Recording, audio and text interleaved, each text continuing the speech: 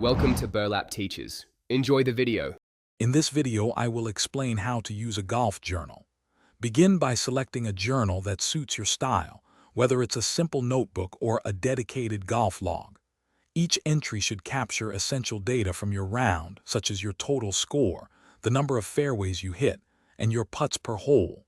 Also, jot down the course name and general weather conditions.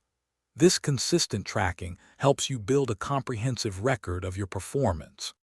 Once you've accumulated several entries, dedicate some time to analyzing your data. Look for recurring themes. Perhaps you consistently struggle on par 3 holes, or your driving accuracy is around 60%. This analysis helps you pinpoint specific areas where your game needs attention. For instance, if your short game statistics are low, you know to spend more practice time on chipping and pitching. This targeted approach makes your practice sessions more effective.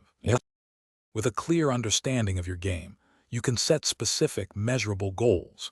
Instead of a vague goal like get better at golf, aim to reduce your average putts per round by 2, or increase your greens in regulation by 15%.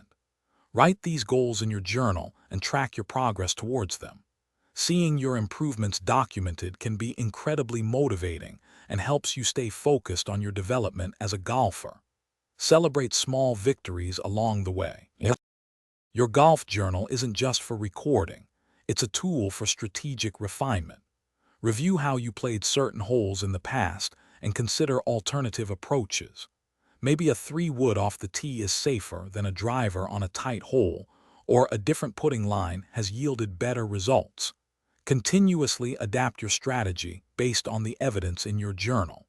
Remember to check the description below for a link to these fantastic socks and other great deals. This iterative process of recording, analyzing, and adjusting will consistently elevate your game. Thanks for watching. Consider subscribing if this video helped you.